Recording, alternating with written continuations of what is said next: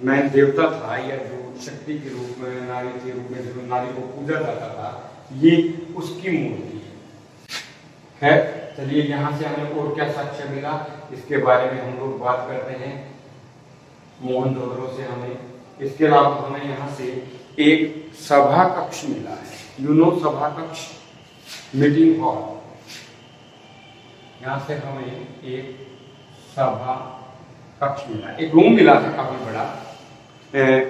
उस रूम के अंदर एक यहाँ पर सीटिंग व्यवस्था की गई है और इसके चारों तरफ यूं सीटिंग व्यवस्था के प्रमाण रूम के अंदर।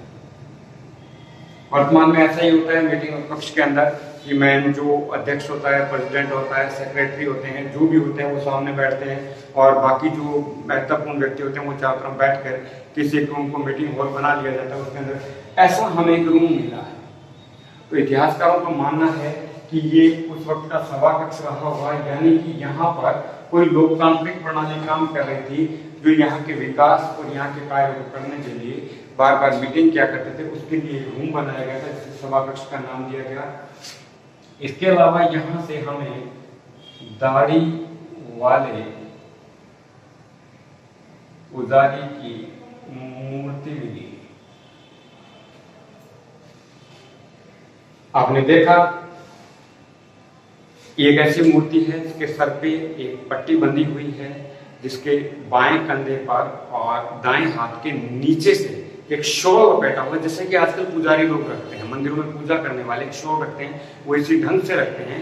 तो वर्तमान परिस्थितियों के साथ मैच करते हुए इतिहासकारों ने माना कि, और ये जो दिखाया गया है इसके मूंछें नहीं है, दाढ़ी है, हल्की ठपी हुई है, यानी कि बिल्कुल यूं प्रेस की हुई है, ऐसी दाढ़ी है और क्लियर मूंछें नहीं है। ऐसी एक मूर्ति हमें सिंधु सभ्यता से प्राप्त हुई। इसको इतिहासकारों ने दाढ़ी वाले पुजारी की मूर्ति माना है। एक बहुत ही महत्वपूर्ण चीज जो यहाँ से मिली है मोहनजोदड़ो से, वो है कांसे की बनी नर्तकी, कांसे की बनी नर्तकी की मूर्ति। इसको दुनिया की सबसे श्रेष्ठतम मूर्तियों में से एक मूर्ति माना गया। इसका एक हाथ घुटने पर है, एक हाथ कमर पे है, एक हाथ में काफी सारी बैंगल्स या चूड़ियां पहन रखी हैं और कांस्य धातु की बनी हुई ये मूर्ति अपने आप में बहुत आपने इस मूर्ति को भी देखा भी था, देखिए कितनी शानदार बनी हुई थी। और ये मूर्ति हमें कहां से मिली? मोहनजोदड़ो से मिली। और ये अपने आप में मोस्ट इंपॉर्टेंट क्वेश्चन है, क्योंकि बहुत बार पूछा गया है कि कांसे की बनी नर्तकी सिंधु सभ्यता के किस स्थल से प्राप्त, इतना इंपॉर्टेंट क्वेश्चन। इसके अलावा हमें यहां से कांसे की बनी भैंस, कांसे की बनी भैंस और एक भेड़ भी प्राप्त हुई है। छोटी छोटी मूर्तियां बनाई हुई है, एक भैंस की बनी हुई है, काफी बड़ी हेल्दी भैंस दिखा रखी इन्होंने बनाई है, और एक भेड़ की छोटी सी बनाई हुई है, कांस्य धातु की बनी। हाँ, आप लोगों को एक बात बता दूं कि ये जो कांसा है, कांस्य धातु है, ये दो धातुओं के मिलने से बना। अभी रिसेंटली हुए इंटीग्रेटेड बीएड के एग्जाम के अंदर पूछा गया था क्वेश्चन कि कांस्य धातु किन दो धातुओं के मिलने से बनता है? तो तांबा और टिन, इनको मिलाने से कांस्य धातु का निर्माण होता है, और इन दोनों को मिलाना सिंधु सभ्यता के लोग सीख गए थे। तो ये कांसे की बनी भैंस और भेड़, ये भी हमें कहां से प्राप्त हुई? सिंधु सभ्यता। इसके अलावा हमें यहां से मेसोपोटामिया क्षेत्र की बनी हुई मोहर भी प्राप्त हुई है हमें यहां से। ये बात इंडिकेट करती है कि सिंधु सभ्यता के लोग मेसोपोटामिया के साथ व्यापार करते थे, या वहां के लोग यहां व्यापार करने आते थे। इनका आपस के अंदर ट्रांसफर,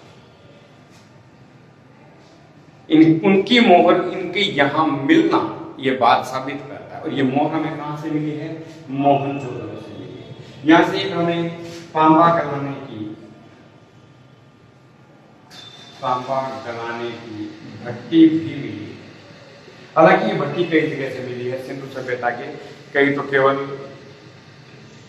हम कह सकते हैं कि इंडस्ट्रियल सिटीज रही हैं जहां से तांबा गलाने की भट्टियां खूब सारी मिली हैं सिंधु सभ्यता के, लेकिन एक हमें यहाँ से भी प्राप्त हुई है मोहनजोदड़ो से।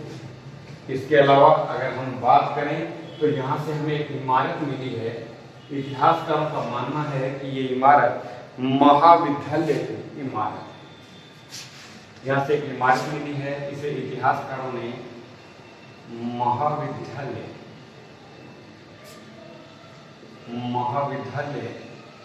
की इमारत माना है।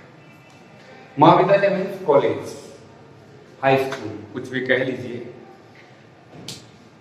एक रो के अंदर रूम बने हुए जैसे कॉलेजेस में होते हैं, स्कूल्स में होते हैं, उनके अंदर जो बैठने की सीटिंग व्यवस्था है वो बिल्कुल वैसी ही है जैसे आपके कॉलेज में, जिन स्कूल्स को पास आउट करके उन स्कूल्स में है। बिल्कुल एक रो के अंदर एक तरफ थोड़ा स्थान छोड़ा गया है जहाँ टीचर खड़ा होता था, उसके आगे बैठने की सीटिंग व्यवस्था नीचे की गई है छोटी छोटी चौकियां बनाकर।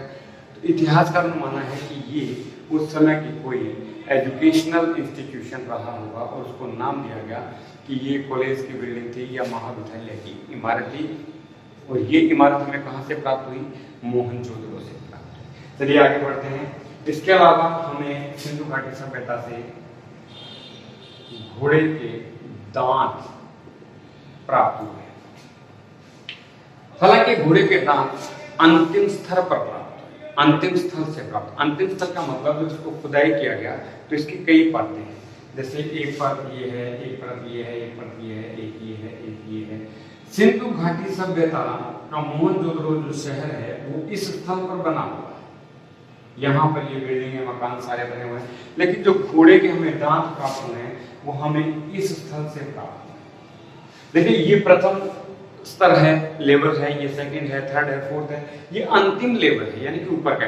हम आप जब कभी भी जमीन में हम खड्डा खोदते हैं तो आप देखते होंगे कि उसके अंदर अलग अलग लहर बनी होती है। एक लेयर होती है मिट्टी की, कहीं लाल मिट्टी, कहीं काली मिट्टी, कहीं पत्थर आ गए, कहीं कुछ आ गया, तो और अलग अलग लेयर है एक सिमिलरिटी के साथ। बिल्कुल वैसी ही लेयर बनी हुई है धरती के अंदर ऐसे। उनमें जो अंतिम स्तर पर है वहां से घोड़े के दांत प्राप्त। तो शायद अब इतिहासकार ऐसा मानते हैं कि सिंधु सभ्यता के लोगों को घोड़े का ज्ञान था, मे बी पॉसिबल था। खैर, इसके अलावा हमें मोहनजोदड़ो से एक और साक्ष्य प्राप्त महत्वपूर्ण वो ये है कि गीली मिट्टी